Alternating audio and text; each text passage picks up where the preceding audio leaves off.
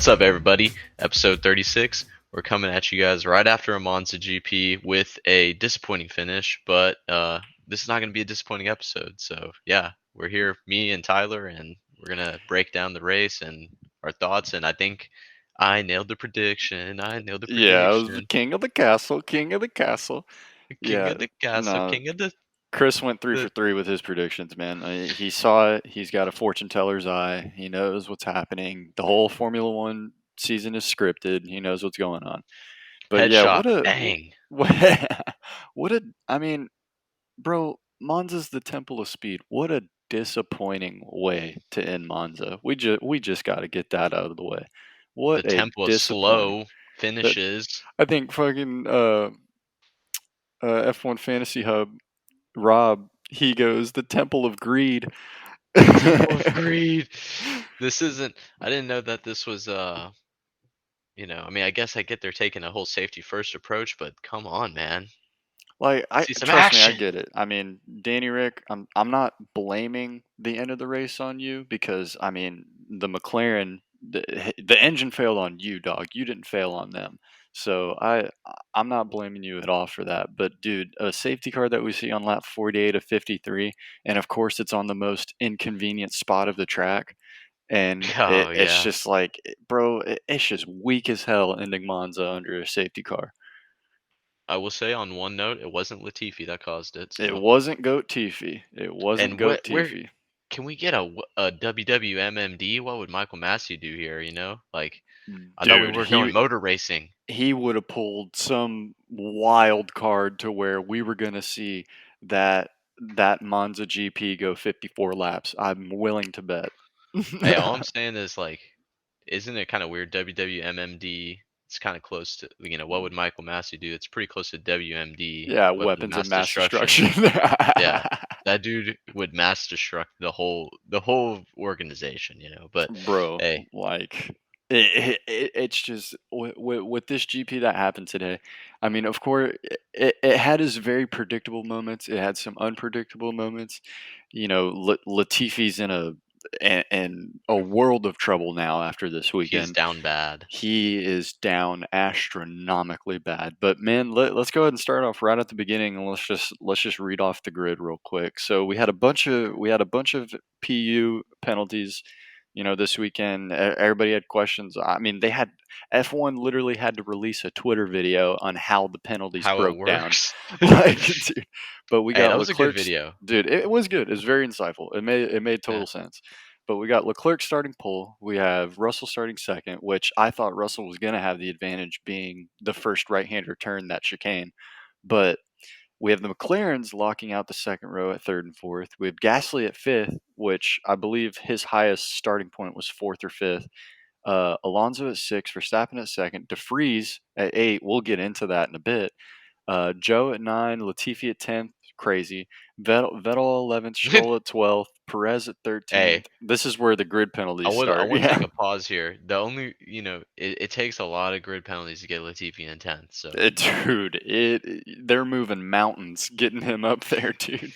keep going, keep going.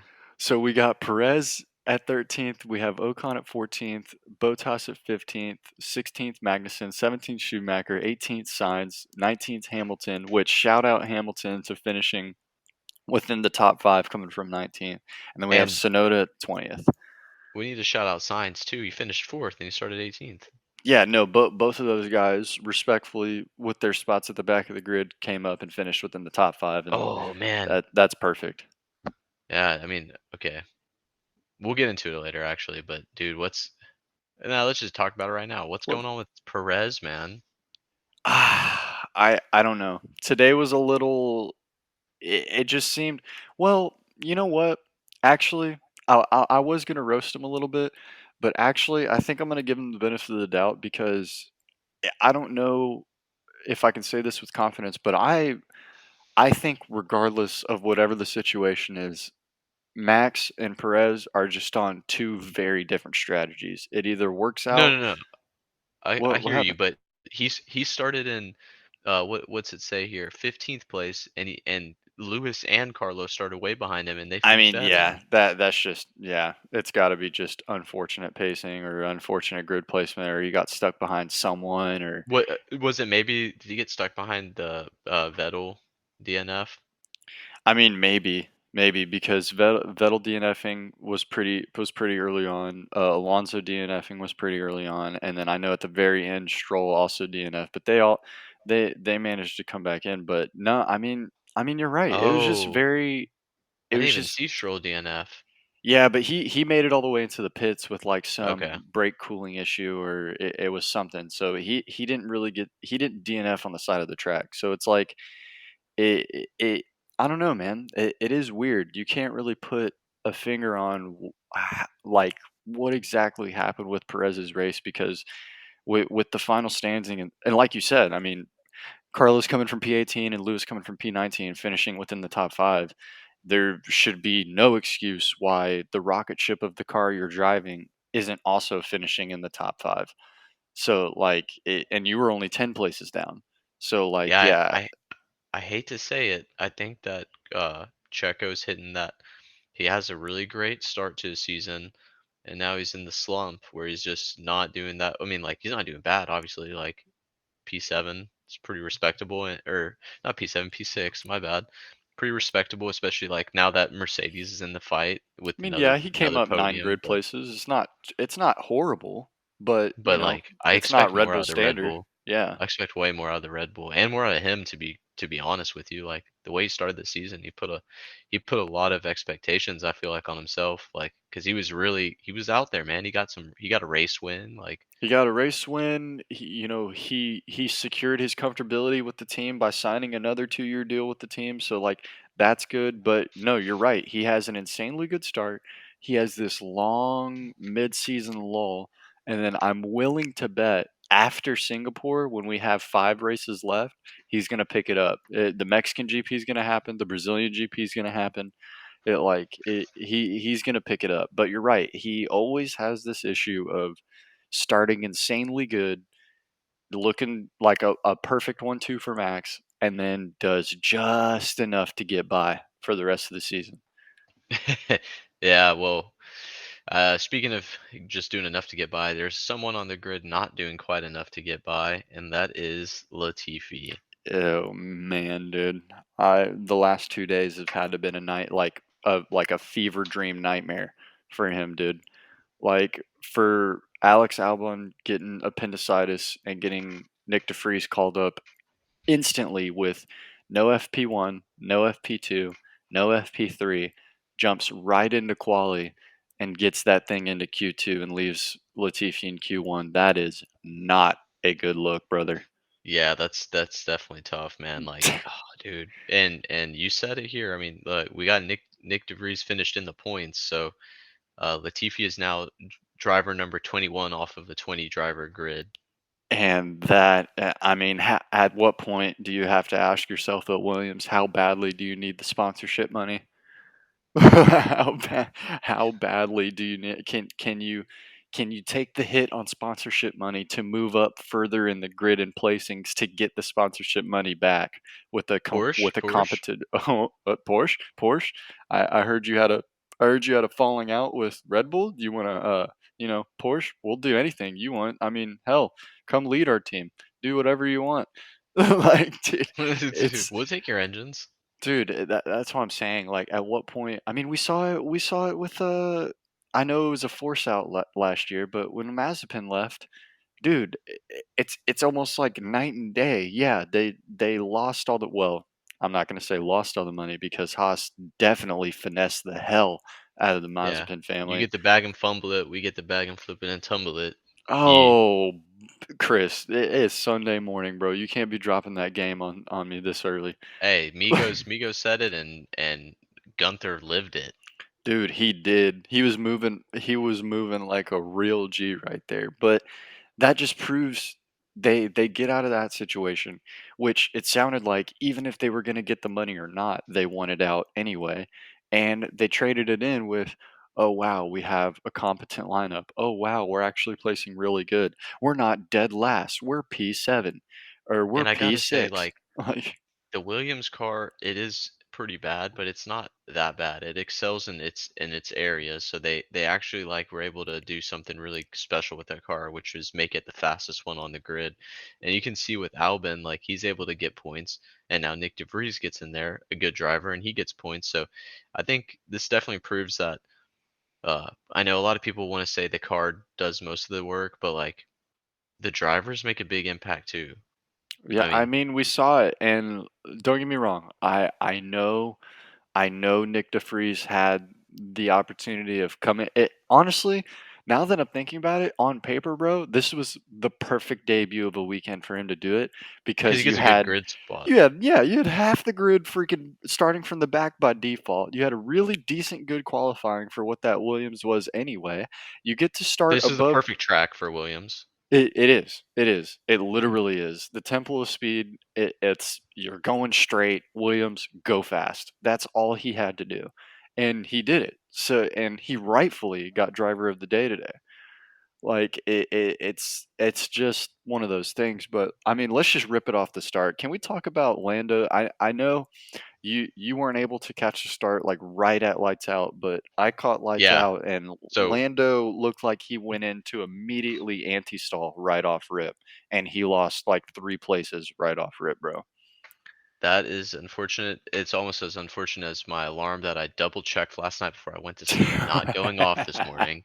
But my F1 spidey senses were tingling because I woke up at 6:20, 20 minutes after the race started, and I was like, "Huh, what's going on? What time is it?" Look, I'm like, "Ah, shit, damn it!" Get out there, get the race on, slap 17, and I'm like, "Oh, Max is in first. Okay, what a shocker!" Yeah, But all is right in the world. Max is in first. please, please, break down the start for me. I missed it. Yeah, Car man. 17. So, like we said, we had Max on pole. Well, no, actually, take it back. We had Leclerc on pole. We had George Russell in second. Which, yeah, I mean, you heard me. I was like, oh, George in second. We're going into that chicane. He gets the inside right-hander. He gets the outside left-hander. But if he finds himself more inside on the right, he can probably win it out.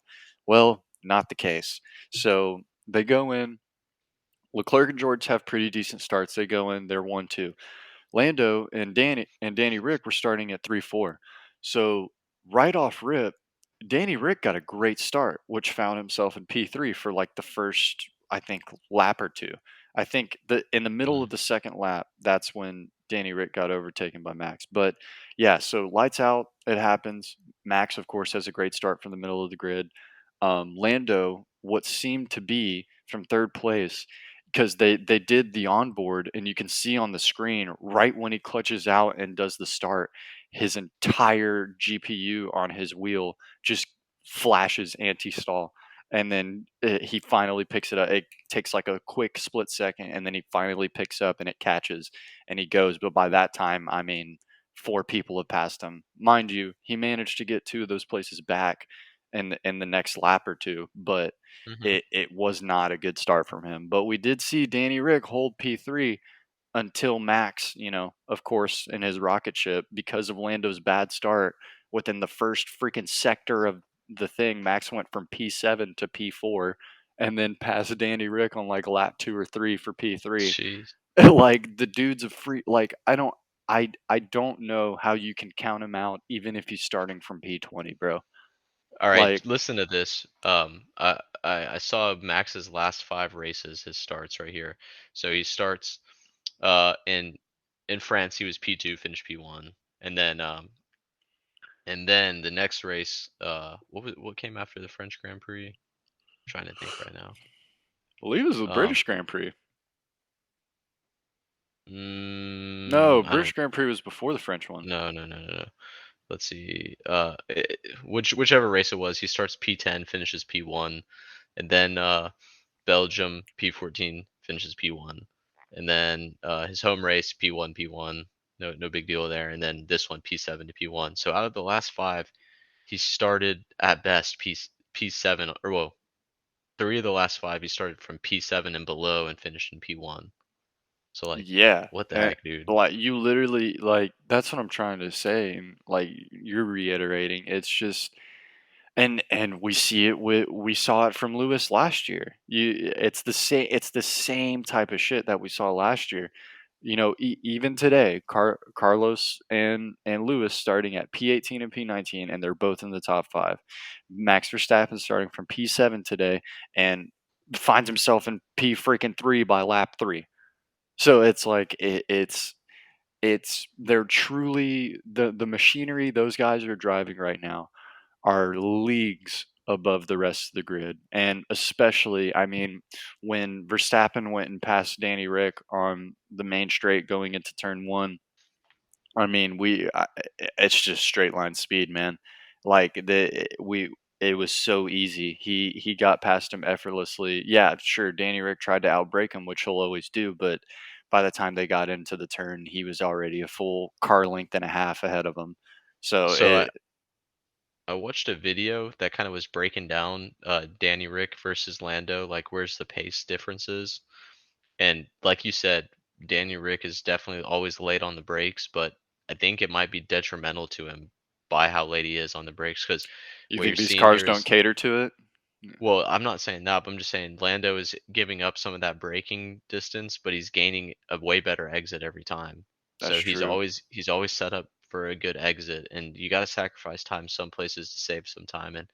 And Danny Rick style is he's coming in really hot, braking super late, and then he's slow to get back on the gas because he has to like manage the car through the turn.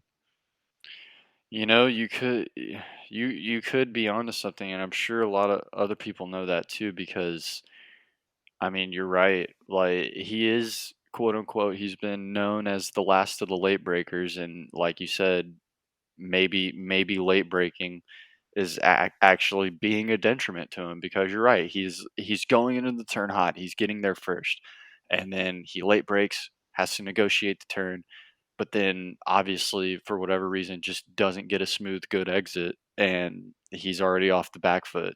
So yeah, Yep. no, you're right. It could actually be detrimental to him, but I don't know, man. He was the whole weekend. He was only 3 tenths off. Yeah, no, he's always pretty much only 3 tenths off, but I mean, I think that's where he's losing the time is the braking situation. Like, I mean, that being said, like I feel like there's definitely a time and a place where the late braking pays off. Like, if you're going wheel to wheel against someone into a corner, like if you can outbrake them, you're gonna get the advantage getting into the corner. So like, I think there's definitely scenarios where that pays off, but Just just not this purely like track. Yeah. I mean, if you're just on an open space, like why are you braking so late when you can just take it a little bit easier and then get a good push out? Like, especially for myself, that's one thing I was learning from doing the rally racing is you only get so much grip. You only get 100% grip, and if you're using all your grip on braking, you can't turn. Yeah, no, you're right. If you're using all your grip on braking, you can't get a clean exit. And like you said, depending on the track, depending on the situation, depending on even the car you're driving, it the exit might be worth more, or the braking into it might be worth more. And I Yep. think with all his scenarios now, I think you're absolutely right. I think that is a totally fair analysis of he's losing all of his time because he's late breaking, which in turn is making him feel like he's keeping up. But we see it. He keeps up, he keeps up, he keeps up the turn, and then I don't think he's this whole year hasn't won an exit on someone coming out of passing. So you're right. That makes total sense. Mhm. Yeah. That's just my armchair and semi-amateur analysis of their driving style. So yeah, take it with your grain of salt. Danny Well, Rick I is still our mean, boy. let's move on into the meat and potatoes of the race. It was supposed to be a one-stop strategy for most teams today, but Uh huh. we see a collection of power unit failures. Shout out Vettel and Alonso. We see, the strategy was supposed to be mediums to softs, but we didn't see that happen at all. And we saw some people making three stops. We saw some people using two pairs of softs. We saw some hard tires on there for whatever reason. We saw like I, I don't know, man. One, I am just gonna go ahead and just start the conversation of Aston Martin needs a full rebuild. I don't. They've Mm. been having this imposter syndrome for the past 3 years of how their team's supposed to be, and I don't know, man. It's it's very confusing to watch. It's them and Alfa Romeo right now are like this weird back and forth of sometimes maybe good, sometimes maybe shit.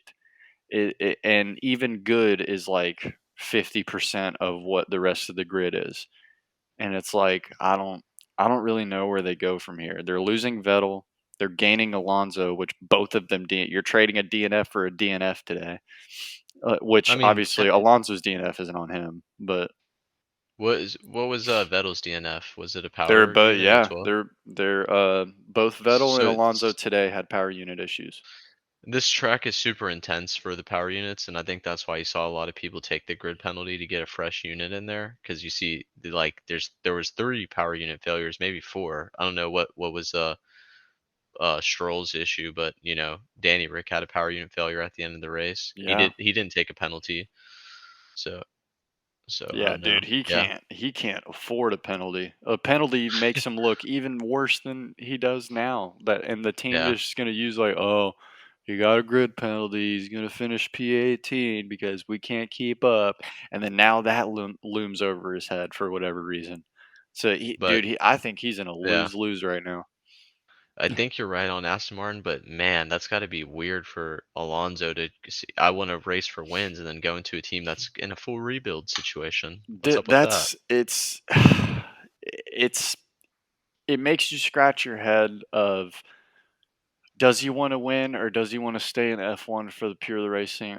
Obviously, that's a rhetorical question. I'm not saying Fernando Alonso wants to win. The dude wants to win more than probably anybody on the grid. He's got stuff to prove as a 40-year-old.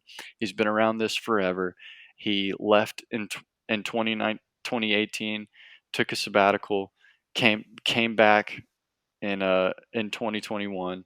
Like it's one of those things. Like he wants to race, but I can't sit here and argue with him that he wants to go to a team that at least wants him. Yeah, Unfortunately, the only team that wants him and wants to double down on a 3-year deal for him is in a rebuilding stage, and I actually think now that's why they doubled down and gave him a 3-year deal. They want some form of consistency during the mm, rebuild.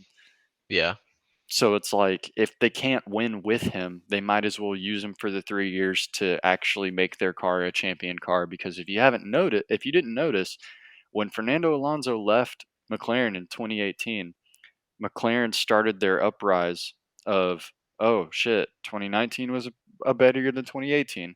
2020 was the best year that they've had, period, in the last decade. 2021, yeah, they had a battle for P3 and they lost it to Ferrari, but that was a great battle and might have been their best car they created. And they had a 1-2 in Monza, like we saw this weekend. So they had great success. And it's just like I think Fernando Alonso now in his career is a very good strategic stepping stone of consistency, and teams want him for that veteran leadership in their team. yeah, So like yeah. I and who can argue a 3-year deal with 1-year opt outs and you can do basically whatever you want? That's like a dream contract in F1. Yeah, I think Alonso's got a good situation for himself. I think it makes a lot of sense, the Aston Martin move, now that you're putting it painting the bigger picture. So I mean, and who knows, maybe even like, it's new regs, it's only the first year of the new regulation. So maybe getting Alonso in now, they'll be able to really make a 9-day difference for next year. So who How much knows? you want to bet on upon release of next year's cars? How much you want to bet it looks exactly like either the Red Bull or Mercedes? I mean, Yeah, it should. it should. Yeah. Yeah, they're definitely on that copy pasting. Oh no, dude, you did not just do that. I had You to bring it back, man. did. I had to bring it back. I know in our notes I even said Crashton Martin and I felt good saying it again. Yeah, we see, so we're seeing some Crash Martin, a little copy passing Martin, so we got all of that. But yeah, mid race I tune in, and I see Verstappen leading it, and then Leclerc and Sainz behind on soft tires. Oh, George Russell was in second.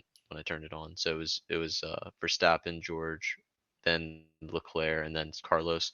And it looked like Carlos was struggling on the softs. Or no, they were on mediums. They're on mediums. And Carlos was like, please, can you give me the softs, Ferrari? They're like, not yet, buddy. What do? And I have to say, Ferrari actually kind of nailed it this weekend on the uh tire strats, I thought. I mean, about time. This should be the standard, Chris. We're giving them props for this, but this should be the standard. It should be the standard, but it's good to see they came out to their home race and actually were competitive and And that's uh why it's a shame it ended in a safety car because we said it in the middle of the race, bro. Ferrari actually is having a decent weekend this weekend.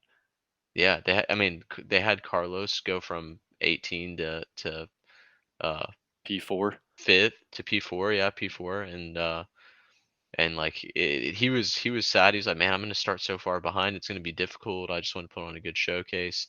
And he did. He excelled and then uh Ferrari got that cheap pit stop under that safety car, but I don't know if that really paid out in the end because then they had to do Yeah.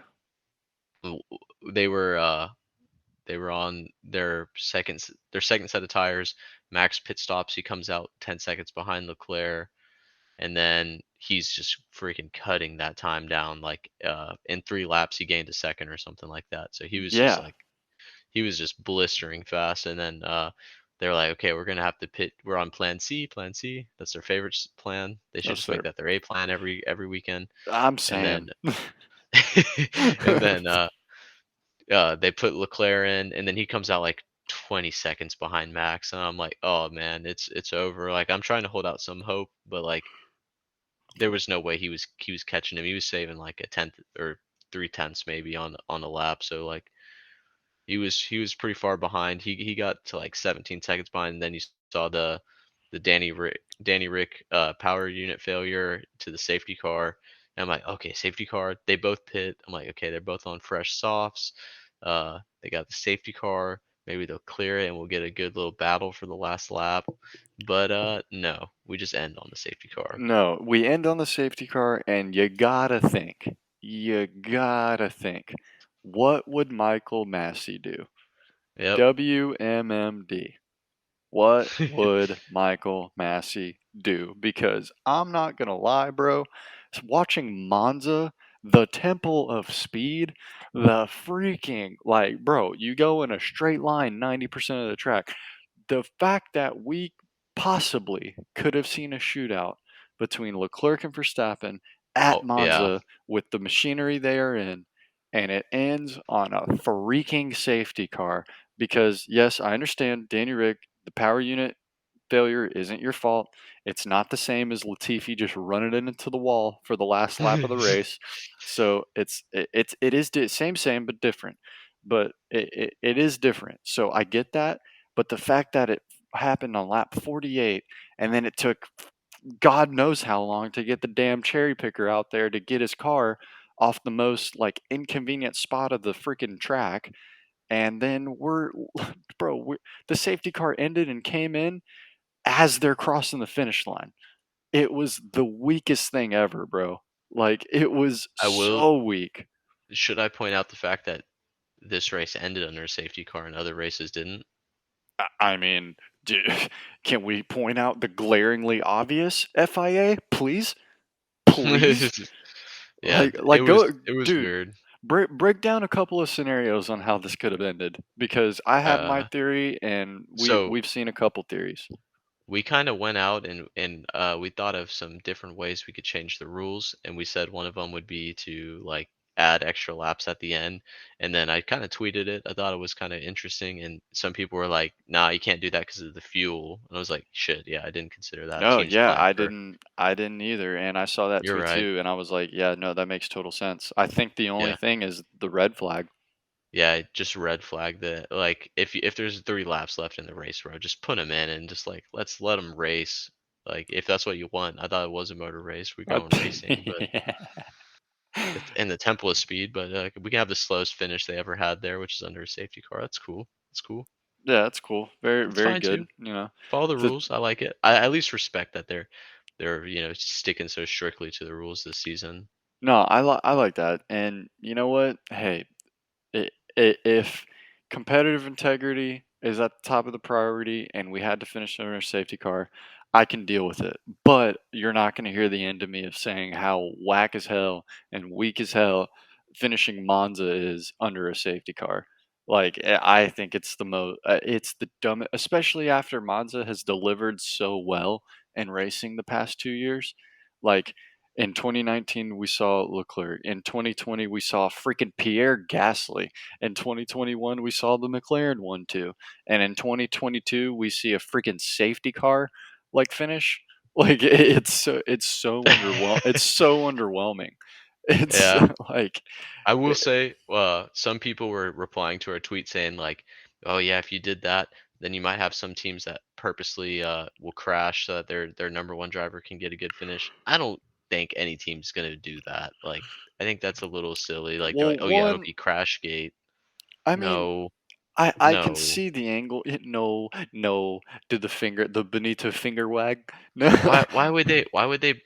A, risk damaging their car, to sacrifice another points finish for one of their drivers just to get a safety I don't know, like Chris, it's there's many too things. It's why would they damage the car? That costs the team. Why why would they cost the team points by being slow or this, that, and the other, or giving it to or doubling down on just one driver? F1's a team sport. You win championships by both your drivers getting points. So it's like, and how many other places on the grid can you actually, bro? In every sport, there's always a loophole to cheat. And with oh yeah, they may want to do this. You know how glaringly obvious it would. Do that you what shit would realize, be. Yeah. bro? Like you can take a sample size of five. Say it happened in 5 races. Do you know how glaringly obvious the data would show of? Oh damn, our frequency of crashes happens within the last 15 laps. Like it's like what I wonder why that is. I wonder why we see, this guy running wide on lap, 48 out of 53 like we saw today, or we see this guy, oh, there's something's broken on my differential. I feel it. It feels different, or whatever bullshit. Like, do you realize how glaringly obvious it would be if someone was doing that? So I can discredit that right off rip because there's so many ways to cheese in F1, and like I don't think that would be an issue in my opinion. Yeah, I don't agree with that one either, but I mean, I think that the fuel load of the car, like that's valid reason to That's get rid of valid. that Yeah, that rule that we kind of created our own little fantasy rule. But yeah, I think it would make sense for if it's under safety car for the last 3 laps, just red flag it and let's get a restart. Like, would be cool. And maybe yeah. not even a full restart, like have them do a rolling restart, but like at least just put them in the pit so we can maintain those last 2 laps or whatever and have That's the what I'm fuel. saying. Like that, And it's then you don't have to worry about clearing the back markers. You could have everyone go in the pits and just queue up normal, you know? that's what I'm saying. It's like it's I don't know, man. Like I said, if I wanted to watch the world burn, what would Michael Massey do? But I do understand that hey, it's competitive integrity. Yes, it sucks that, we finish under a safety car, but unfortunately, it probably is the most black and white answer that you could give to this race. So I can't fault him for that. But the inner racer and, spectator and entertainment value, I want a motor race, man. Give me a motor race. We I'm want not the motor finishing, race. bro. Imagine if Abu Dhabi, like, listen, it could have been handled. It could have been handled better. You're 100% right. Everyone's right under the sun. Michael Massey could have handled that better.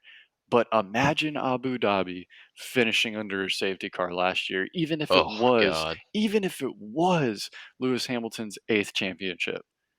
Then Like, then his championship would have an asterisk. He won under a safety yeah, car. he would be. Oh well, you only run because you got bailed out for goat teethy, and you probably slid him a bunch of the freaking prize winnings because he's like, hey man, sweet, thanks, appreciate you doing that. We finished under your safety car. Here's a nice little 3-4 mil. Here, Yeah, like there here's there there was no good ending to that. Yeah, that's true. Like everyone wants to give a lot of shit for Max's asterisk win, but like the same thing would have been said for Lewis if I if was he about had to won say, under that. Yeah. I Chris, never you're thought about totally that. right. It there's the stars had to align for everything to go wrong in the end of that race. Latifi crashing, the lap cars unlapping. It happened to happen on the last what 4 laps of the race. It had like everything had to happen because Latifi could have done that at any point in time. We know Latifi. We know Goat Tifi. He could have done it on lap 1 or lap 50. He could have done it whenever. But everything had to go right for that, or everything had to go wrong for that situation to present itself. But yeah, there was literally no good way because someone was going to find something invalid if Lewis won because they were tied. Now, if they weren't tied, like dead to the decimal point, if they weren't tied by the last race, I could see opinions changing. But the fact that they entered the last race with a completely clean Dead slate, like it even. was race one, like it was the first race of the year, it's like there was absolutely no good way for that to finish. If Lewis won, everybody was going to give a reason. If Max won, obviously we saw Max won, everybody gave their 2 cents. So it's like, what do you, that's what I'm saying. What would Michael Massey do? And I swear to God, we should have phoned him for Monza today. They should have, honestly. They should have got him on a freaking charter flight over there ASAP because they needed his assistance. But yeah, I mean that they should make the Michael Massey rule, which is last 5 laps of the race, safety car, just red flag it, and then you can have them come out under a safety car, let them get their tires all warmed up again, so it's like they never left, and then just everyone gets free pit stop, and then just duke it out. Yeah, no, I mean, like it's just it's one of those things, and I actually think that it could be a viable rule, and it takes events like this and events like last year for people to even like start considering of, oh wow, maybe we should do something about this. Maybe we should have a little stipulation. Maybe we should have a, if it happens that far late in the championship and that far late in the Grand Prix, um, we should have some sort of rule that makes it somewhat of, maybe not more fair, because it is fair. Like today, it was fair. They didn't change. Yeah, They didn't give anyone an advantage. They didn't give anyone a disadvantage. It was just lame.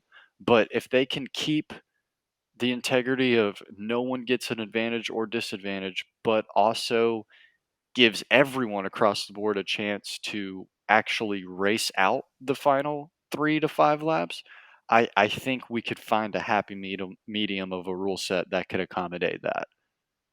I think so too. I think we kind of just nailed it, honestly. I think hire us FIA. We got this on Please, lock. We got this on the please. lockup. Oh my god. Hey, speaking of lockup podcasts and lockups, there was quite a bit of lockups going into the pits today, so I'm impressed that no one got a speeding penalty. Yeah, they're freaking. I mean, with Monza, man, with everything being straight, you just have to haul ass into that pit limiter line and just slam on the brakes and put your little pit limiter button on. But Yeah. no, I mean, I saw a shit ton of those today. That I'm actually thoroughly surprised that a Ferrari didn't get a freaking 5 second penalty for speeding in the pit lane. Hey, okay, you watch it, bud. But yeah, I Yeah, mean, I think that was really the race. It was pretty cut and dry. Like there was some good action, fast track, um, lots of DNFs for power unit failures, and then we had a safety car finish. So it Nick was. DeFries, very very worthy of Oh the yeah, driver how can I driver of the forget? day.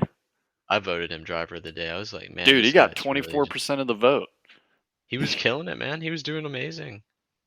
No, he was doing wonderful. Like It was him. literally.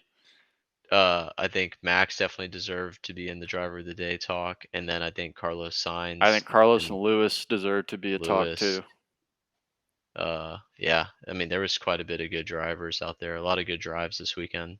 But yeah, I just Uh, think with the stipulations and the scenario DeFries found himself in with literally of, hey bro, your reserve, which is funny when you look at his Instagram. One weekend he's with Mercedes, one weekend he's with Aston Martin, and now he was racing with Williams this weekend. He's doing his he's just free doing his trials. rounds. He's doing his rounds, man. Checking out everyone, But seeing what he likes. it is crazy for you to get called up immediately into qualifying and then racing the next day on Monza. It's a lot. It was a lot to handle, and he handled it beautifully. Yeah. Very deserving of So the driver of the day. I hope we see him on the F1 grid next year. I'm still interested to see what's up with Mick Schumacher. I think it's honestly a little silly that Magnussen got a contract before Mick did because Magnussen is not performing right He now. looked like his dad out there, man. I don't know. Like you said, man, you said it in the freaking race watching Magnussen. Why is Magnussen the one with the surefire locked up contract? Yeah, it's goofy. And then same with Joe. Like Joe just got points again today, finished ahead of Bottas. Like, why is he not in a contract? Well, yeah, that's expected to be announced soon, but I mean, why has it been in limbo for so long? Why has it been this weird, oh, we need to see, we need to do, bro, one, I don't think you can fairly give him a fair shake on anything this year because your car sucks. When it finishes, he gives you results. When it doesn't, y'all are either What double can he do? DNFing. Yeah, yeah. It's like, dude, what can he do? He's working with what he has right now, and I thought he was He's doing working good. dude, he was doing exceptionally well with what he had. Yeah, yeah. I don't So know, I man. think that's silly. I need to see those guys locked in. If it's not De Vries at Williams, I hope it's Mick Schumacher. I'm hoping to see him get Yeah, that Lewis seat when Lewis retires. Is all I'm saying. yeah. I know Alpine has like a 10% interest in DeFreeze, but I don't know, man. Alpine needs to get their orders in check because Oh, apparently they need now, to get a driver. dude, apparently now Gasly is kind of up in the air. That's fizzling out. The Colton Herta thing is fizzling out. I don't know, Danny. I haven't heard shit about Danny Rick this week. I had like it. I don't know, man. Alpine is struggling to find that second driver.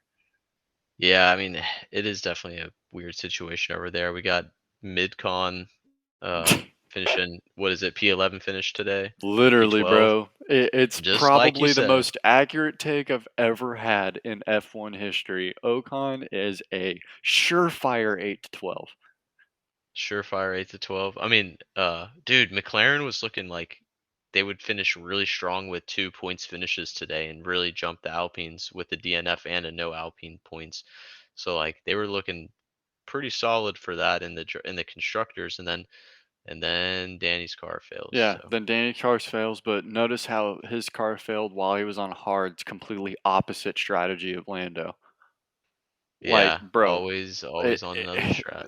there are in they are two different worlds in that garage right now. You Yep. could divide that garage in half, and each side will have their own way of thinking. It's honestly like I almost want Daniel Ricciardo out of that situation because it's so bad.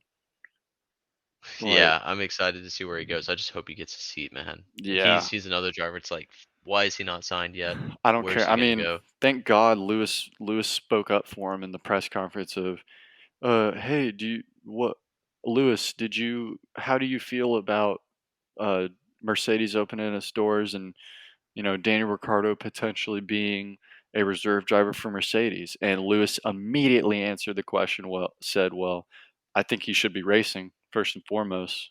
I think he's far too talented to be our reserve A driver and reserve? he needs Yeah. to be on the grid.